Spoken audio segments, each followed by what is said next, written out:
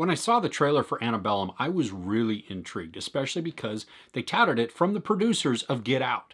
I loved that movie. I thought it was just so powerful. Loved the message, loved the story building, the world building, just not even the twist, but the message that it had within it. I absolutely loved it. So I'm excited to check out Antebellum when it finally comes out. Well, 2020 hit and it got delayed. Well, it is finally now available on demand. But should you rent it?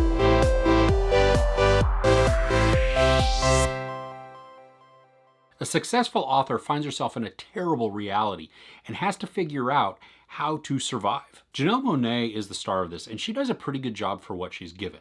Throughout a lot of it, she doesn't have any lines of dialogue, so everything that she is doing, all of her emotions or anything else, she just has to convey through her body movements, through her body language, even just facial expressions. Now, luckily, some of the cinematography allows some really good shots of her because it frames it so well, puts her front and center and just really up close sometimes so that it's very intimate, so that we do truly get to feel the distress, the anxiety, the fear, the terror, the anger, all of these things directly from her. Cinematography also is great in a lot of other shots because it's beautiful to look at, and we get some grandeur and size and scope of some of the landscapes, but then we're also put into the close quarters. We get some decent development on Janelle Monae's character, so we understand some of her motivations, or at least who she is.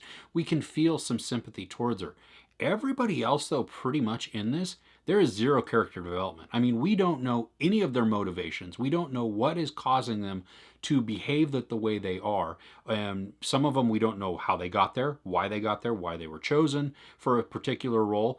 Others, we don't know why in the world did you choose to participate in this? Why did you choose to come here? And then what is the end game in this? I mean, what do you get out of it? The beginning of this film is very brutal. I mean, right out of the gate. There's no warming up to it. It is just terrible right at the beginning. I mean, just some brutality, some horrid violence, and it's very disgusting to watch, really. And this builds the world that we're about to be entered into. But as I'm watching this, I want to know, okay, where is this going to lead? I mean, you've shown me this terrible thing. Okay, so we're setting up this as kind of the reality that we are in, and then it progresses to show more and more just devastation towards people. But is there a point to it? I mean, is there a reason that you are really setting this up? Now, if you saw the trailer, then you've already seen way too much of the movie. I mean, I think that they showed just too much of the story within that trailer and didn't leave anything for the directors kind of to leave up their sleeve as more of a twist or more of a turn or a surprise. I mentioned how I did like the cinematography. I thought it was really beautiful, a lot of it.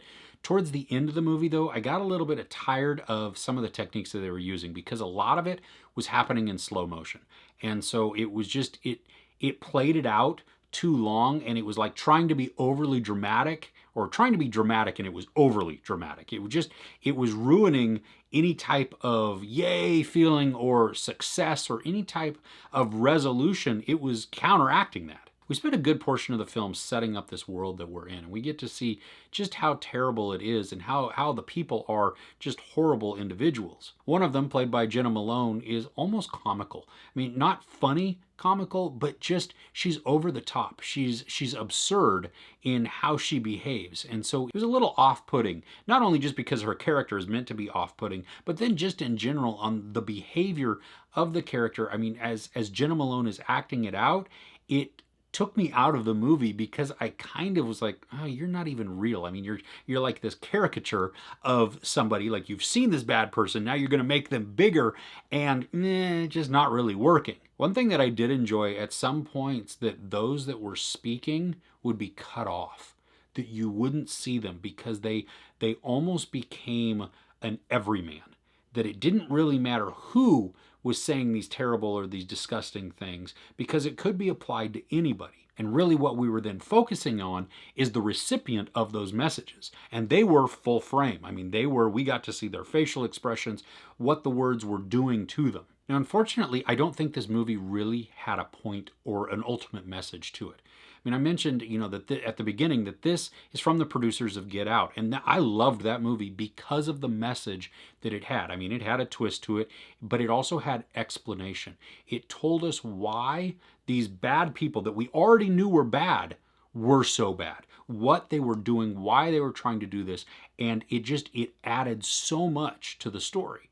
Well, we don't get any of that in Antebellum. And what's unfortunate about that then is it makes all of that violence and terrible things that we saw at the beginning of the movie for a large portion of the movie not really have a point other than to just show that, hey, there was violence and it's bad and these people are bad. I don't think this is advancing any type of thought process, advancing any type of message or critical thinking, or really even any type of discussion.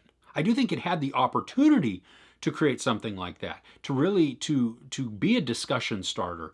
But I don't think that at the end of it, the people that have seen it are really going to all go, well, yeah, I watched it. It was okay. And then it was kind of pointless. There is some good use of imagery throughout this, and it is dark and it is disturbing.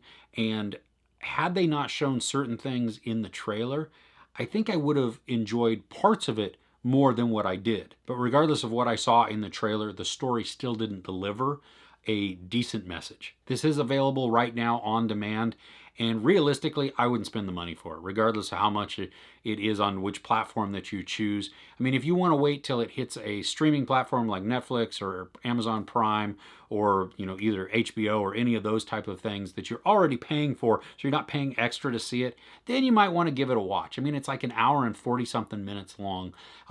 Some of it goes by a little slow because it takes time to build this world. And I don't mind that.